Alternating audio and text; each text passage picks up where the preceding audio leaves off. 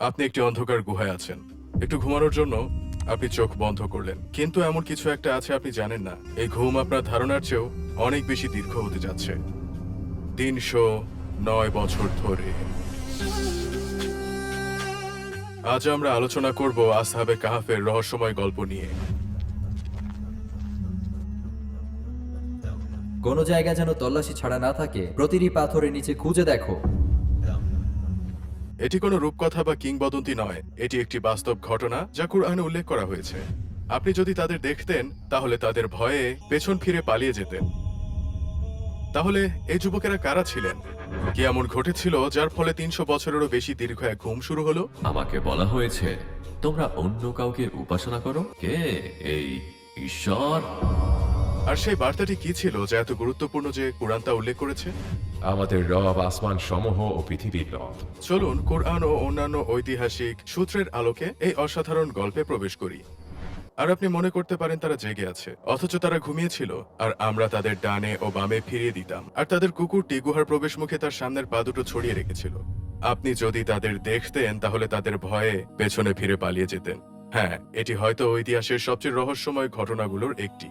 কিন্তু এই মানুষগুলো কারা? আরেকটি আয়াতে আল্লাহ তাআলা বলেন, হে নবী, আমরা আপনাকে তাদের ঘটনার সত্য সহ বর্ণনা করছি। তারা কয়েকজন যুবক যারা সত্যি রবের প্রতি ঈমান এনেছিল, আর আমরা তাদের হিদায়াত আরো বাড়িয়ে দিয়েছিলাম। এটি ইসলামের আগেকার সময়। শেষ নবী সাল্লাল্লাহু আলাইহি ওয়াসাল্লাম তখনও প্রেরিত হননি, আর খ্রিস্ট ধর্মও তখনও পুরোপুরি বিকৃত হয়নি। সেই সময়ে রোমান সাম্রাজ্যে বহু ঈশ্বরে বিশ্বাসের ব্যবস্থা ছিল। শুধু তাই নয়, যারা তাদের সঙ্গে যোগ দিতে অস্বীকার করত এবং আল্লাহতে বিশ্বাস করত তাদের নির্মম শাস্তি দিত।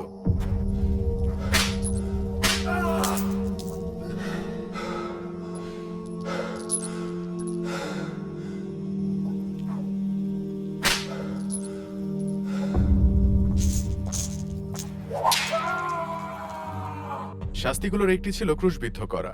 কখনো মানুষকে জীবন্ত পুড়িয়েও মারা হতো। কিন্তু তবুও ঈসা আলাইহিস সালামের সত্য অনুসারীরা তখনও ছিলেন। এমন মানুষ ছিলেন যারা আল্লাহর নিদর্শনে বিশ্বাস করতেন। তাদের অধিকাংশই ছিল সাধারণ মানুষ, দরিদ্র, ক্ষমতাহীন এবং অসহায়। কিন্তু সব বিশ্বাসী দরিদ্র ছিলেন না। কেউ কেউ ছিলেন ধনী, আর কেউ কেউ বাস্তব ক্ষমতার অধিকারী। আর তাদের মধ্যেই কয়েকজন আসলে এই গল্পের প্রধান চরিত্র। একদল যুবক রোমান সাম্রাজ্যে উচ্চ পদে অধিষ্ঠিত ছিল। তারা আল্লাহতে বিশ্বাস করত, কিন্তু তা গোপন রাখত। আর বিশ্বাসীদের সঙ্গে যা করা হচ্ছিল তা তারা যত বেশি দেখত তত বেশি হৃদয় ব্যথিত হতো। আর তারা মুক্তির পথ খুঁজতে শুরু করলো। চাবুকের প্রতিটি আঘাত তাদের ওপরও পড়ছে বলে মনে হতো। তারা জানতো তাদের কিছু একটা করতেই হবে, কিন্তু তারা কি বা করতে পারত? করার মতো কি বা ছিল? তারা অসহায় ভাবে সব দেখছিল। মূলত সম্রাটের বিরুদ্ধে দাঁড়ানোর মতো শক্তি তাদের ছিল না। আর তারা মুখ খুললেই তাদের সঙ্গে কি ঘটবে তা তারা ভাবতেই পারছিল না। আর আরো একটি সমস্যা ছিল, এই যুবকেরা একে অপরের ব্যাপারেও জানতো না। তারা ভিন্ন ভিন্ন দিনে ভিন্ন ভিন্ন জায়গায় ঈমান এনেছিল, আর তাদের কেউ জানতো না অন্যরা বিশ্বাসী। নিজেদের সাধ্য অনুযায়ী তারা প্রত্যেকে রোমানদের মূর্তি পূজার অনুষ্ঠান থেকে দূরে থাকতো এবং তাতে অংশ নিতে অস্বীকার করত। আর শিগগিরই তারা বুঝতে পারবে তারা সবাই আল্লাহর প্রতি ঈমানদার। মূর্তির সামনে মাথা নত করতে তাদের অস্বীকৃতি আর গোপন রাখা সম্ভব হলো না। হে প্রভু, আমি নিজের চোখে দেখেছি তারা অনুষ্ঠান ছেড়ে চলে গেছে। আমাদের দেবতাদের সামনে আয়োজিত পবিত্র অনুষ্ঠানগুলোর প্রায় কোনোটিতেই তারা অংশ নেয় না। এটা আমাদের দেবতাদের জন্য ভয়াবহ অপমান। তাদের অবিলম্বে আমার সামনে হাজির করো। সেখানে সিংহাসন কক্ষের শীতল মার্বেলের মেঝেতে এই যুবকেরা পাশাপাশি দাঁড়িয়েছিল, একে অপরের কাছে অপরিচিত, তবু তাদের হৃদয় একই অদৃশ্য আগুনে পরস্পরের সঙ্গে বাঁধা। আমাকে বলা হয়েছে তোমরা নাকি অন্য কাউকে উপাসনা করো। কে এই ঈশ্বর? চারদিকে শুধু নীরবতা। প্রথমবারের মতো যখন তারা একে অপরের দিকে তাকালো, তারা নিজেদের লুকানো সত্যের প্রতিফলন দেখতে পেল। প্রহরীরা আঘাতের নির্দেশের অপেক্ষায় ছিল, আর সম্রাট আশা করছিল তারা কাঁদবে অথবা দয়া ভিক্ষা চাইবে। কিন্তু এই তরুণ বিশ্বাসীরা আর ভয় পাচ্ছিল না। তাদের হৃদয়ে সত্যের সামনে রোমের শক্তিও এখন ছোট মনে হচ্ছিল। সত্য উচ্চস্বরে বলার এটাই ছিল মুহূর্ত। আল্লাহ তার হৃদয়ে যে সাহস স্থাপন করেছিলেন তা নিয়ে একজন সম্রাটের সামনে উচ্চস্বরে বলে উঠল, আমাদের রব আসমান সমূহ ও এই পৃথিবীর রব। আমরা তাকে ছাড়া অন্য কোনো উপাস্যকে ডাকতে পারবো না। তাহলে আমরা সত্যি এক ভয়াবহ মিথ্যা বলে বসবো। সবাই হতবাক ও স্থির হয়ে গেল। সম্রাটের সামনে কেউ এমন কথা কিভাবে বলতে পারে? সে একটি সাহসী কাজ অন্যদেরও সাহস দিল। একসঙ্গে তারা সবাই সামনে এগিয়ে এলো, আর এতদিন লুকিয়ে রাখা ঈমান ঘোষণা করতে শুরু করলো। আমাদের রব আসমান সমূহ ওই পৃথিবীর রব। আমরা কখনোই তাকে ছাড়া অন্য কোনো উপাসকে রাখতে পারবো না। তাহলে আমরা সত্যি এক ভয়াবহ মিথ্যা বলে বসবো।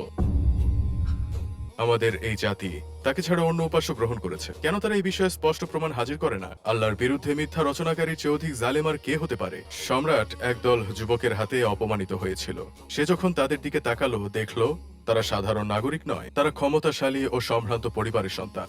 এখনই যদি সে তাদের মৃত্যুদণ্ড দেয়, মানুষ হয়তো তাদের বীর হিসেবে দেখে, আর সেই সম্ভ্রান্ত পরিবারগুলো সিংহাসনের বিরুদ্ধে দাঁড়িয়ে যাবে। তাই সে ভিন্ন পথ নেয়ার সিদ্ধান্ত নিল। তার কণ্ঠ শান্ত, পিতৃসুলভ হয়ে উঠল। সে তাদের উচ্চ মর্যাদা, সম্পদ আর যে উজ্জ্বল ভবিষ্যৎ তারা হারাতে যাচ্ছে তা স্মরণ করিয়ে দিল। তোমাদের কথাকে আমি যৌবনের বোকামি হিসেবে নিই। আমি তোমাদের একদিন সময় দিচ্ছি। যদি তোমরা পথিতে ফিরে আসো এবং রোমের প্রাচীন রীতিতে ফিরে আসো, আমি তোমাদের ক্ষমা করে তোমরা যেতে পারো। যুবকেরা নীরবে সিংহাসন কক্ষ ছেড়ে বেরিয়ে এলো। এখন তারা কি করবে? প্রাসাদের ফটক দিয়ে বের হওয়ার সময় তারা নিজেদের সম্পদের কথা একটুও ভাবছিল না। দীর্ঘ আলোচনার কোনো প্রয়োজনই ছিল না। তারা জানতো শহর থেকে পালিয়ে নিজেদের ঈমান রক্ষার এটাই একমাত্র সুযোগ। তাদের বিশ্বাস ছাড়াতে কোনো কিছুই তাদের বাধ্য করতে পারবে না। কিন্তু সম্রাটের সৈন্যরা ছিল সর্বত্র, তাই তারা সঙ্গে সঙ্গে যাওয়ার মতো কোনো একটা জায়গা খুঁজতে শুরু করলো। তারা ডানে বামে তাকালো, আর যেদিকেই ফিরলো সেখানে এমন মানুষে ভরা ছিল যারা তাদের ধরিয়ে দিতে, গ্রেফতার করাতে পারত। কিন্তু শেষ পর্যন্ত তারা শহর থেকে বের হতে সক্ষম হলো। পথে কিতমির নামের একটি কুকুর তাদের সঙ্গে যোগ দিল। সে তাদের পাশ ছাড়ছিল না, সে শুধু তাদের অনুসরণ করতেই থাকলো। অবশেষে তারা একটি গুহায় আশ্রয় নিল, যাকে অনেকে পিয়ন পর্বত বলে মনে করে, যদিও কেউ কেউ বলেন তা ছিল আঙ্কিয়ালুস পর্বত। আর সেখানে সেই গুহায় নিজেদের রবের উপর ভরসা করে তারা এই দোয়া করলো। হে আমাদের রব, আপনার পক্ষ থেকে আমাদের রহমত দান করুন আর আমাদের কাজে সঠিক পথ নির্দেশের ব্যবস্থা করে দিন। এদিকে ইতোমধ্যেই তাদের ধরার জন্য সম্রাট বিশাল তল্লাশির নির্দেশ দিয়েছিল। অবিলম্বে ব্যাপক তল্লাশি শুরু করো। আমি চাই যুবকদের শিগগিরই খুঁজে বের করা হোক। তারা সর্বত্র খুঁজলো, উঁচু নিচু সব জায়গায়, কিন্তু তাদের রব আল্লাহ তাদের রক্ষা করলেন আর শত্রুদের হাত থেকে দূরে রাখলেন। কোনো জায়গা যেন তল্লাশি ছাড়া না থাকে, প্রতিটি পাথরের নিচে খুঁজে দেখো। সেই গুহায় আল্লাহ ওই যুবকদের অলৌকিকভাবে 300 বছরেরও বেশি সময় ধরে ঘুম পাড়িয়ে রাখলেন। সূরা আল কাহাফে আল্লাহ তাদের অবস্থার বর্ণনা দিয়েছেন গুহার ভেতরে এভাবে: আর যদি আপনি সূর্যকে দেখতেন যখন তা উদিত হতো, তাদের গুহার ডান দিক থেকে সরে যেত, আর যখন তা অস্ত যেত তাদের বাম দিক থেকে সরে যেত, আর তারা গুহার ভেতরের প্রশস্ত স্থানে শুয়েছিল। এটি আল্লাহর নিদর্শনগুলোর একটি। আর 309 বছর কেটে গেল। এত বছর পর আসহাবে কাহাফ অর্থাৎ গুহাবাসীরা জেগে উঠল, কিন্তু তাদের সঙ্গে কি ঘটেছে তা তারা জানতো না। তারা ভাবতে লাগলো কতক্ষণ তারা ঘুমিয়েছিল। আমরা কতক্ষণ ঘুমালাম? হয়তো একদিন অথবা একদিনের কিছু অংশ। আল্লাহই ভালো জানে। কিন্তু বাস্তবে শতাব্দী কেটে গিয়েছিল। সেই দীর্ঘ ঘুমের পর তারা ক্ষুধার্ত ছিল। চলো খাবারের জন্য কাউকে শহরে পাঠাই। আমি শহরে যাব।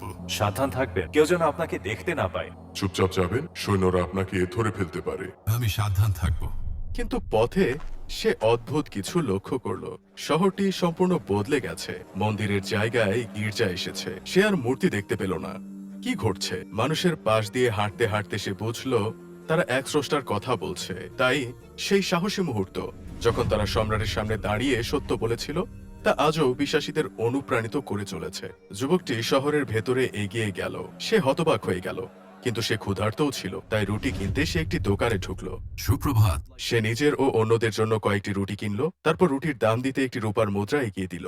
রুটিওয়ালা মুদ্রাটির দিকে তাকিয়ে রইল। এই মুদ্রা? সে বিভ্রান্ত হয়ে গেল। আপনি এটি কোথায় পেলেন? সে ভাবলো যুবকটি নিশ্চয়ই কোনো গুপ্তধন পেয়েছে, কারণ মুদ্রাটি ছিল শত শত বছর আগে। রুটিওয়ালা সঙ্গে সঙ্গে কর্তৃপক্ষকে তার খবর দিল। আমি তাকে পূর্ব ফটকের কাছে দেখেছি। দয়া করে সে কোনো ক্ষতি করতে চায়নি। সে কোন দিকে গেছে? যুবকটিকে জিজ্ঞাসাবাদের জন্য প্রাসাদে নিয়ে যাওয়া হলো। আর তখনই এই বিষয়টি তার কাছে পরিষ্কার হয়ে গেল। তারা একদিন ঘুমায়নি, তারা শতাব্দীর পর শতাব্দী ঘুমিয়েছিল। সবকিছু ছিল আল্লাহর হাতে। তিনি চাইলে তার কোনো বান্দাকে যেভাবে চান জীবিত রাখতে পারেন। তিনি কাউকে শত শত বছর ঘুম পাড়িয়ে রাখতে পারেন, তারপর আবার জাগিয়ে তুলতে পারেন, যেমন তিনি করেছিলেন এই যুবকদের সঙ্গে। আর আল্লাহ চাইলে যারা কবরে প্রবেশ করে, মৃত্যুর ঘুমে তলিয়ে যায়, তাদেরও আবার জীবিত করে তোলা সম্ভব। আর এটি তার জন্য মোটেও কঠিন নয়। আল্লাহ এই বাস্তবতাকে এই আয়াতে বর্ণনা করেছেন। তিনি রাতে তোমাদের আত্মা ফিরিয়ে নেন, আর দিনে তোমরা যা করো তা জানেন। তারপর প্রতিদিন তোমাদের জাগিয়ে দেন, যেন তোমাদের নির্ধারিত সময় পূর্ণ হয়। তার দিকেই তোমাদের প্রত্যাবর্তন। তারপর তিনি তোমাদের জানিয়ে দেবেন তোমরা যা করতে। আরেক আয়াতে আল্লাহ তাআলা ব্যাখ্যা করেন মৃত্যুর পর কিভাবে নতুন জীবন জন্ম নিতে পারে। যেমন মাটি থেকে একটি গাছ গজিয়ে ওঠে। আল্লাহ তোমাদের পৃথিবী থেকে উদ্ভিদের মতো উৎপন্ন করেছেন। তারপর তিনি তোমাদের তাতেই ফিরিয়ে দেবেন। তারপর আবার সহজেই তোমাদের বের করে আনবেন। শহরের মানুষরা সত্যটি বুঝে গেল। শেষ পর্যন্ত তাদের কাছে পরিষ্কার হলো যখন তারা এই যুবকদের অবস্থা দেখলো। তারা ভাবলো যে আল্লাহ এত বছর তাদের ঘুম পাড়িয়ে রেখেছেন, তারপর আবার জাগিয়ে তুলেছেন, তিনি নিশ্চয়ই মৃত্যুর পর আমাদেরও জীবিত করার ক্ষমতা রাখেন। 300 বছরেরও বেশি সময় পর যখন তারা জেগে উঠল, সেই সময়ের মানুষের মধ্যে আখিরাত নিয়ে সন্দেহ ছিল। তারা বিতর্ক করত মৃত্যুর পর পুনরুত্থান কিভাবে সম্ভব। হয়তো বিচার দিবস শুধু একটি গল্প। না, আমাদের রব প্রতিশ্রুতি দিয়েছেন। আসলে সেই সময়ের শাসক আল্লাহর তাওহীদের দিকে, একত্ববাদের দিকে আহ্বান করছিলেন আর কিয়ামতের দিনের পুনরুত্থানের রহস্য সম্পর্কে কথা বলছিলেন। কিন্তু কিছু মানুষ তখনও সন্দিহান ছিল, তার মৃত্যুর পর জীবনে বিশ্বাস করতে পারছিল না। এতে তিনি গভীরভাবে দুঃখিত হতেন। তিনি আল্লাহর কাছে দোয়া করতেন, হে আমার রব, এই মানুষদের যে সত্য অস্বীকার করছে তার কি নিদর্শন দেখান। আর শেষ পর্যন্ত যখন তিনি সেই যুবকদের একজনকে দেখলেন আসহাবে কাহাফ থেকে তার সামনে দাঁড়িয়ে আছে, তিনি আনন্দের সঙ্গে আশেপাশের মানুষদের তা জানালেন এবং আল্লাহর শুকরিয়া আদায় করলেন, কারণ তিনি যে নিদর্শনের অপেক্ষায় ছিলেন তা অবশেষে এসে গেছে। তোমরা কি এখনো সন্দেহ করো যে আল্লাহ মৃতদের আবারও জীবিত করতে পারেন? সেই মুহূর্তে হাজার হাজার মানুষ গুহার দিকে ছুটে গেল আসহাবে কাহাফকে দেখতে। বিশ্বাস করতে পারছি না, তারা 300 বছরেরও বেশি সময় ধরে ঘুমিয়েছিল। আর এর মাধ্যমে আখিরাতের প্রতি মানুষের ঈমান এবং মৃতদের জীবিত করার আল্লাহর ক্ষমতার প্রতি বিশ্বাস আগের চেয়ে আরো দৃঢ় হয়ে গেল। মানুষ তাদের দেখার পর যুবকেরা আবার গুহায় ফিরে গেল। তারপর তারা সবাই একসঙ্গে সিজদায় লুটিয়ে পড়ল। কিন্তু এবার তারা কিয়ামতের দিন পর্যন্ত মৃত্যুর ঘুমে চলে গেল। আর এভাবেই নিজেদের দায়িত্ব পূর্ণ করার পর আসহাবে কাহাফের দুনিয়ার পরীক্ষা অবশেষে শেষ হলো। তারা ছিল একদল যুবক যারা আন্তরিকভাবে ঈমান এনেছিল। আমরা যখন নিজেদের জীবনের কষ্ট, দুশ্চিন্তার দিকে তাকাই আর পৃথিবীতে কত অন্যায় আছে তা দেখি, তখন উদ্বিগ্ন হয়ে প্রশ্ন করা সহজ, কবে সবকিছু ভালো হবে, কবে আমরা অবশেষে শান্তি অনুভব করব। কিন্তু আসহাবে কাহাফ কি সবচেয়ে বড় উদাহরণ নয় যে আমাদের কখনো হতাশ হওয়া উচিত নয়? তারা কি প্রমাণ নয় যে সবচেয়ে অসহায় পরিস্থিতিতেও আল্লাহর মুক্তির দরজা খুলে দিতে পারেন? তারা আমাদের মনে করিয়ে দেয় যে যখন আমরা একা ও অসহায় অনুভব করি, আমাদের সবচেয়ে বড় সহায় আল্লাহ, আর তারা আমাদের দেখায় সমাধান হলো তার উপর ভরসা করা। আর নবী সাল্লাল্লাহু আলাইহি ওয়াসাল্লাম কি আরেক শক্তিশালী উদাহরণ নন? শুরুতে তিনিও একা ছিলেন, তার পাশে মানুষ ছিল খুবই কম। শেষ পর্যন্ত কি তার বার্তা কোটি মানুষ পর্যন্ত পৌঁছায়নি? তিনি তার রবের উপর ভরসা করেছিলেন, তার কাছে আত্মসমর্পণ করেছিলেন, আর অন্ধকার আলোতে পরিণত হয়েছিল। সবশেষে চলুন দেখি আল্লাহ কুরআনে কি বলেন। আল্লাহ মুমিনদের অভিভাবক, তিনি তাদের অন্ধকার থেকে আলোর দিকে বের করে আনেন।